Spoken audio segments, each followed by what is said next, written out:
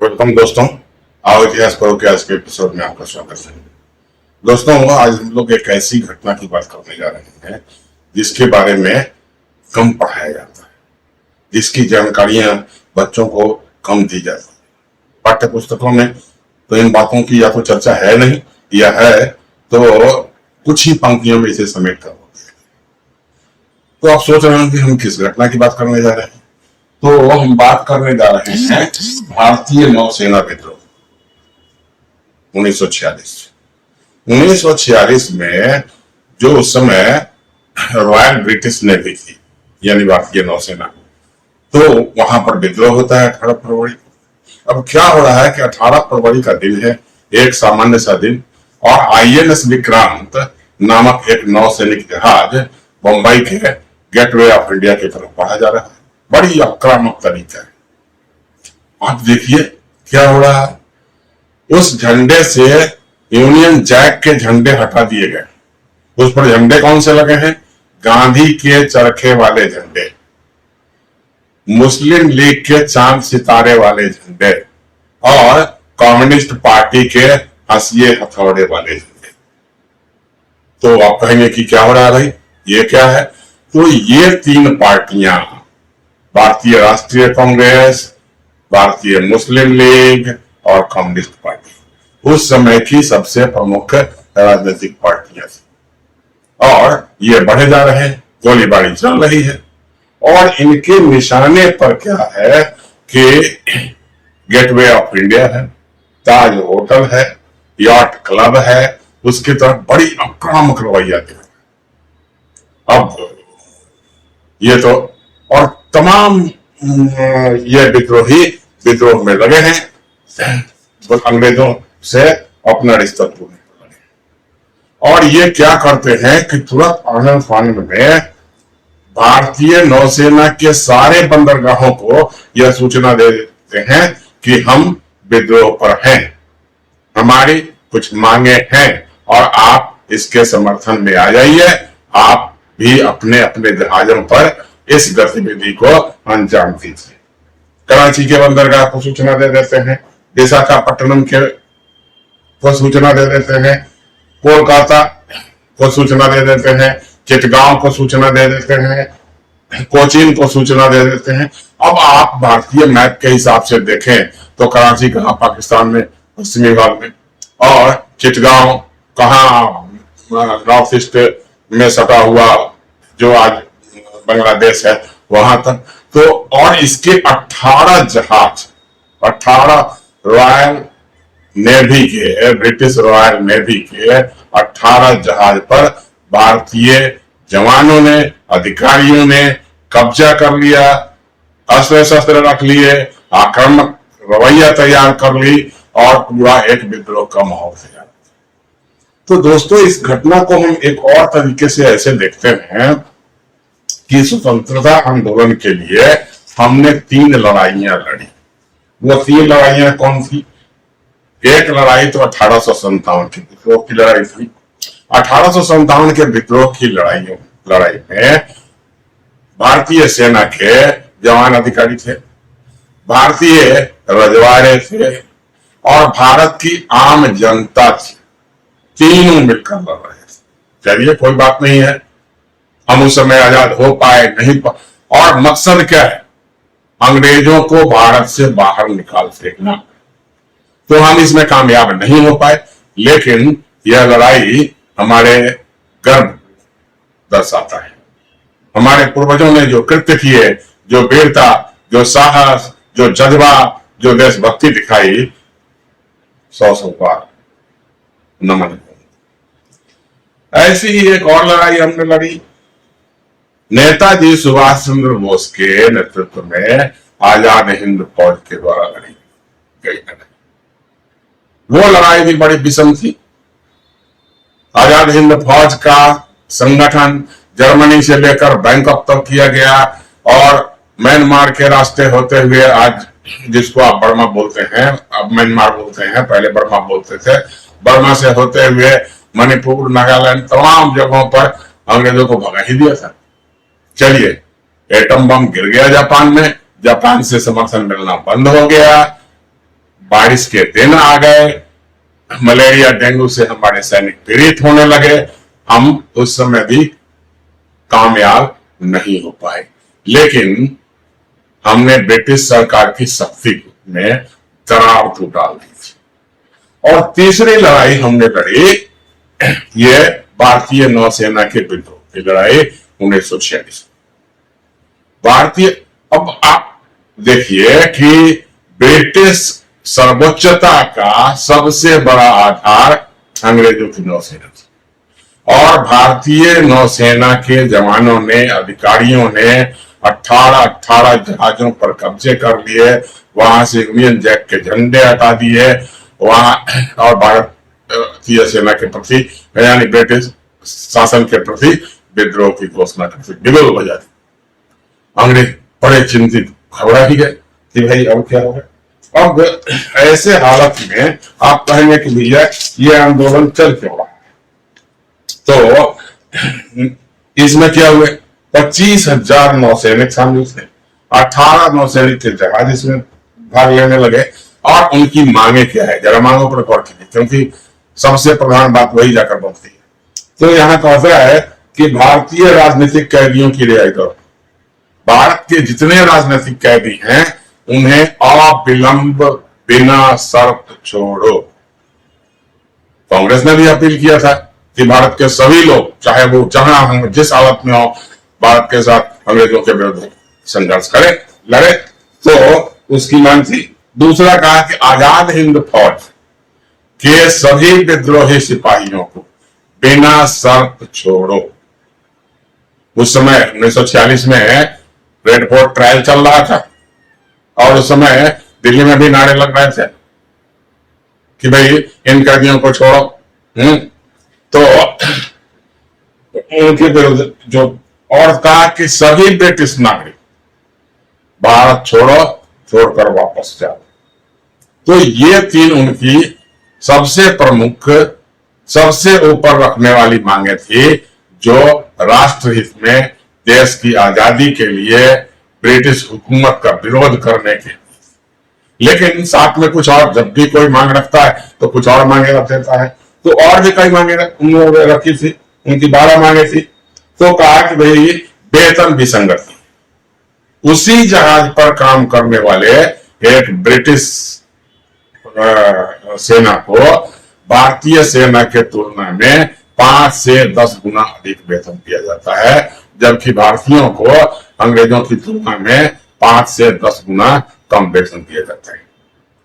भारतीय सिपाहियों को, नौसैनिकों को खाने पीने के लिए खराब सामान दिए जाते हैं, और ऊपर से क्या है, नस्ल भेदी उन्हें अपमान उनके साथ किया जाता है, उन्हें गालियां दी जाती है। तो ये तमाम कारण थे उनके सम्मान को ठेस पहुंचाने वाले, और उन्होंने यह आंदोलन को शुरू कर दिया। अब आंदोलन जब शुरू हो गया तो उस विद्रोहियों में, नौसेना में एक बड़ाई चंद दत्त अधिकारी हुआ करते थे, और रियर एडमिरल सत्येंद्र सेन, इन लोगों ने तो आगे चलकर किताबें भी लिखी इस पर। अब जब ये विद्रोह होता है तो जनता, आम जनता विद्रोहियों के समर्थन में उतर पड़ती है। बड़ी बड़ी रैलियां, नारे, जुलूस उनके समर्थन में, वंदे मातरम, भारत माता की जय के नारे लगा रहे हैं, समर्थन मिल रहा है। और ये आम लोग इन विद्रोही सैनिकों के खाने पीने की सामान की आपूर्ति कर रहे हैं, तो इन्हें जन समर्थन भी प्राप्त था। तो अगर हम ऐसा सोचते हैं कि यह विद्रोह केवल नौसैनिकों का था, नहीं, इन नौसैनिकों के साथ साथ भारत की तमाम आम जनता की शामिल। चलिए, इसमें 300 से अधिक लोग मारे गए। अब देखते हैं कि इनको कुचलने के लिए अंग्रेजों ने सारे प्रयोग शुरू कर दिए। सैनिकों को, पुलिस को आदेश दिया कि इन विद्रोहियों को पर हमले करो, इनको मार डालो, इनको गिरफ्तार करो, इस पूरे विद्रोह को किसी भी कीमत पर पहुंचाओ। लेकिन सेना और पुलिस के लोगों ने भी फायरिंग करने से मना कर दी। क्या कि नहीं भाई, हम अपने ही लोगों पर आक्रमण तो नहीं कर सकते। या विद्रोह और भयंकर रूप ले लिए। जब नौसेना के लोग विद्रोह कर रहे हों और यह विद्रोह कराची से लेकर चिटगांव तक फैला हो, और वैसे हालत में यदि किसी भी सरकार की पुलिस और शासन उन पर कार्रवाई करने से इनकार कर दे, तो सरकार के हाथ पांव फूलने तो स्वाभाविक है, यही हो भी रहा था। लेकिन सबसे जरूरी बात हमें यह देखना है कि उस समय हमारे देश के नायक कहलाने वाले जो नेतागण थे, जो संगठन थे, उनकी क्या प्रतिक्रियाएं। तो अगर हम उनकी बात करें तो संगठनों के रूप में हम भारतीय राष्ट्रीय कांग्रेस की बात करते हैं, हम मुस्लिम लीग की बात करते हैं, और हम लेफ्टिस्ट यानी कम्युनिस्ट पार्टी की बात करते हैं। तो हो क्या रहा है कि ये कांग्रेस ने जब विद्रोहियों के 300 से अधिक लोग मारे गए, कांग्रेस के किसी नेता ने, गांधी जी हों, सरदार वल्लभ भाई हों, जवाहरलाल हों, या कोई एक शब्द भी अंग्रेजों की निंदा के रूप में नहीं कहा, एक शब्द भी नहीं कहा कि इन जवानों की हत्या अनुचित है। तो कांग्रेस का रवैया हो गया। यही हाल मुस्लिम लीग का है और यही हाल आपकी कम्युनिस्ट पार्टी का है। तो इनको राजनीतिक समर्थन नहीं मिल रहा है, बल्कि और तो क्या करते हैं, हाँ एक नेता जरूर सामने आई, अरुणा आसफ खान, कांग्रेस नहीं थी, कहा कि भाई गांधी जी ने कहा था कि भाई अगर हमारे नौसैनिकों को ब्रिटिशों से, अंग्रेजों से इतनी समस्या है तो वे शांतिपूर्ण तरीके से चुपचाप अपनी नौकरी छोड़कर चल जाए। अब ये अरुणा आसफ खान सामने आती है और कहती है कि कांग्रेस यह कहे कि हमारे नौसैनिक नौकरी छोड़कर घर चले जाएं, क्या ये कोई नैतिक आधार है इसका? उस कांग्रेस के नेता जो प्रांतों के विधानसभा में जाने के लिए लड़ाई थे, केंद्रीय धारा सभा के चुनाव लड़ने और जीतने के लड़ाई थे, उसके लिए कहां का पत्थर, कहां का कुनवा, कहां के रोड़े जोड़ने के लिए तैयार है, और वो कांग्रेस कहती है कि नौसैनिक अपनी नौकरी छोड़कर अपने घर चले जाए। तो यह अरुणा आसफ खान ही एक ऐसी नेता कांग्रेस की तरफ से आई जिसने इस आंदोलन का, इस विद्रोह का समर्थन किया। बाकी तो कांग्रेस के लोग कर ही नहीं रहते। कांग्रेस और लीग अंग्रेजों से वफादारी दिखाने में जुट गए, ताकि नहीं यही मौका है, अगर हम अंग्रेजों के साथ खड़े हो जाएं तो हम अंग्रेजों का अधिक सिंपैथी गेन कर सकते हैं और हम उनके साथ कंप्रोमाइज कर सकते हैं, कंप्रोमाइज कर सकते हैं। तो आप भारतीय नौसैनिकों के साथ खड़ा होने के बदले अंग्रेजों के साथ खड़ा होना ज्यादा जरूरी, ज्यादा उचित समझा। अब कांग्रेस ने क्या किया कि मुस्लिम लीग ने क्या किया कि मुंबई में एक बड़ी रैली, और उसमें इस विद्रोह का निंदा की गई, और मोहम्मद अली जिन्ना ने तो मुसलमानों से अपील किया कि अंग्रेज इन विद्रोहियों का किसी भी रूप में साथ न दें। तो यह तो मुस्लिम लीग का रवैया था। अब आते हैं कांग्रेस की बात करें तो कांग्रेस ने क्या किया कि सरदार वल्लभ भाई पटेल और मौलाना अब्दुल कलाम आजाद को आगे किया और कहा कि आप उनसे अपील करें, और ये लोग अपील करना शुरू कर देते हैं। अपील क्या करते हैं भाई? अपील करते हैं कि आप आत्मसमर्पण कर दें और हम आपको गारंटी लेते हैं कि आपके विरुद्ध किसी प्रकार की कार्रवाई नहीं करें। अब जरा इस तथ्य को समझ लेना बहुत जरूरी कि भाई क्या आपके सैनिकों के गतिविधि और मानसिक स्थिति की जानकारी आप रखते हैं? एक सेना आत्मसमर्पण को इतनी सरलता से लेगी, और सैनिकों को इससे बड़ी गाली नहीं दी जा सकती तुम आत्मसमर्पण। अरे सैनिक तो सेना में जाता ही इसलिए है, वे या तो युद्ध में विजय मिलेगी या मृत्यु मिलेगी, वह आत्मसमर्पण स्वीकार नहीं करेगा, तो उसे आत्मसमर्पण की शिक्षा दे रहे। पहली बात। दूसरी बात कि भाई आप किस आधार पर कह रहे हैं कि आपके विरुद्ध किसी प्रकार की कार्रवाई नहीं की। यदि आप ऐसे ही समर्थमान होते और यदि यह निर्णय केवल आपके अधिकार में होता तो भगत सिंह के साथ क्या होगा, क्यों नहीं बचा लिया था। तो इस तरह से ये लोग केवल अंग्रेजों को खुश करने की बात में लगे थे। और इसी बीच अंग्रेजों ने भी क्या किया, अंग्रेजों ने क्या किया कि श्रीलंका में उनकी जो नौसेना थी उसको अपनी मदद के लिए बुला लिया और विद्रोहियों को दबाने के लिए काम करना शुरू कर दिया। और क्या हुआ कि अब क्या होता है कि इसी बीच ब्रिटिश सरकार भी इन विद्रोहियों से बातचीत करना शुरू कर देती है और यह विद्रोह एक नतीजे की तरफ बढ़ता नजर आ रहा है। जिन्ना ने मुसलमानों को हथियार डालने के लिए अपील कर रहे हैं जो नौसेना में थे, कहा कि अगर आप मुसलमान हैं तो आप हथियार डाल दिए। और हुआ क्या कि यह 23 फरवरी 1946 को यह विद्रोह समाप्त कर दिया जाता है, कोर्ट मार्शल कर दी जाती है। 476 दोषियों को कोर्ट मार्शल में दोषी पाते हुए उनको नौकरी से निकाल दिया जाता है। चलिए ये घटना तो हो गई। अब देखते हैं कि भाई इसके बाद स्वतंत्रता के बाद क्या, भाई अब तो बड़ी सिंपैथी रखने वाले भारतीय लोगों के साथ है ना, भारतीय सिपाहियों के साथ सिंपैथी रखने वाले थे। तो स्वतंत्रता के बाद क्या हुआ, एक भी विद्रोही सेना को वापस नौकरी पर नहीं रखा गया, नंबर 1। नंबर 2, सैनिकों के मेडल तक नहीं लौटाए गए। मेडल क्या है, उसके वीरता का प्रमाण है। उसने जो जोश और जज्बा दिखाई थी उसके लिए, यानी उसके द्वारा अर्न किया हुआ है, यह गिफ्टेड नहीं है। सैनिकों को जो मेडल मिलते हैं it is not a gift, यह कोई किसी के द्वारा दिया गया दान या पुरस्कार नहीं है, यह उसके द्वारा अपने कृत्यों के माध्यम से अर्जित की हुई सम्मान का प्रतीक है। आप उसके मेडल तक वापस नहीं करते हैं और किसी को पेंशन तक नहीं दी। चलिए भाई, तो इस तरह से तो इनकी रवैया थी ब्रिटिश नौसेना। ये हमारे लिए आज हम कह सकते हैं कि यह अंतिम लड़ाई थी, भारत के स्वतंत्रता के लिए अंतिम लड़ाई थी। 18 फरवरी 1946 इसको शुरू हुई, 23 फरवरी 1946 को समाप्त हुई। अब कहेंगे कि इतनी छोटी